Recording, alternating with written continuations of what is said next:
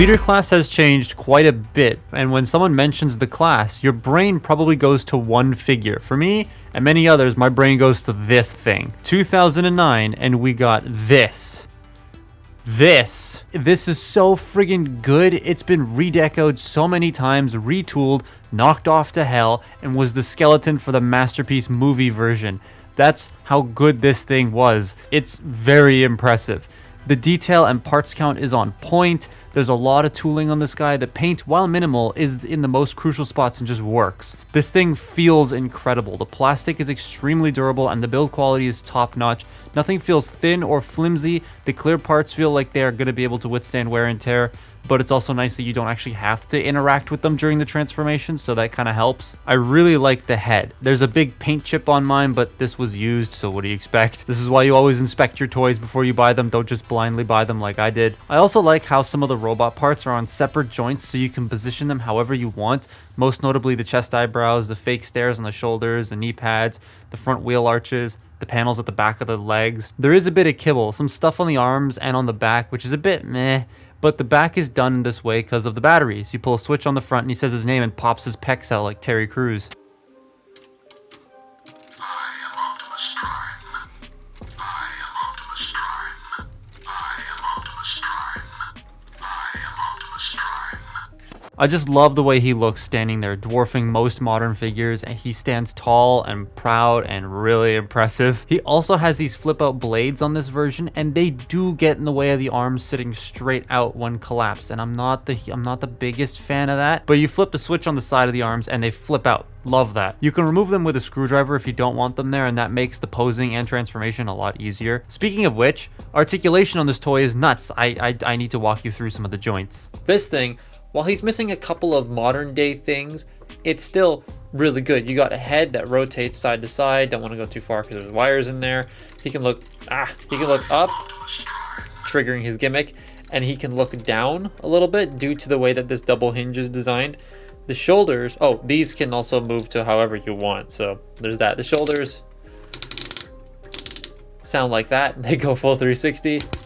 They go out about that far. However, if you move these out of the way, you can get an even higher bend at the shoulder, so that's nice. You do have a bicep swivel with, I don't know how well you can see that in there, but there is a little bit of mech alive in there, sort of. God, I missed that. I thought that was cool. Now the elbows I talked about earlier, where they don't go. They're out of focus. They don't go because of the blades. So I'm just gonna fold the blades out, and you got it straight, 90 degrees, on a very satisfying ratchet too. You do have a wrist swivel as well. There were versions of this later on that had finger articulation. This one does not. Nothing at the waist. Actually, wait, I skipped a joint. I always skip this one because it's not technically a articulation joint, it's a transformation joint, but shoulders, because of all the different hinges that they're on, they can do butterfly forward and butterfly back. So but yeah, you get a butterfly joint. That's really cool. I like that. And then you just click it back in, and there you go. Nothing at the waist, like I said. Legs can go forward that far. They can go back that far. This wheel moves out of the way to accommodate the hip going out about that far. He does have a thigh swivel, but it is very limited because of the sculpt here. I believe they do fix that on later versions. So there you go. That's about it. You can force it, but I don't want to. This can shift actually out of the way if you want, if you want to do that, I guess. Knee 90 degrees on a really nice clicky, and then this is on a ball joint. The foot, it's on a segmented ball joint, sort of. It's got this little nub sticking out of the ball joint that goes into the little slots in there. That's how it's able to do all that clickiness. Transformation is pretty damn interesting. One of the things they kept consistent in the movies is that his arms come from the front, except that one time where they didn't. But the arms stay consistent in the film as to where they come from in the truck, as the legs, they change all the time. And here, they managed to pull off a pretty movie accurate transformation with the arms coming from where they go and the feet go. There is one thing when going back into truck mode though that I have to mention because it's really annoying in the Dark of the Moon version, but he has these chest panels on the Revenge of the Fallen one, which are absent on Dark of the Moons because he gets his chest blown out in Revenge of the Fallen, so they change his design. So the toys reflect that. But those two panels that they remove slot into the arms. So on the Revenge of the Fallen one, they go in securely and stay there. Whereas on the Dark of the Moon one, they flop around so much, it's really annoying. This is a nice truck, but I have one major problem with it, and that's the gray they used. Why couldn't they have just used a darker shade? They ended up doing that on later releases, which thankfully they did. But for here, I don't know why they used the plain Games Workshop gray. I'm not a huge fan of that. Everything else though, love how clean this is. There's no bits hanging off, nothing feels flimsy, it's just a very solid truck mode. Everything feels super secure and the flame details are nice.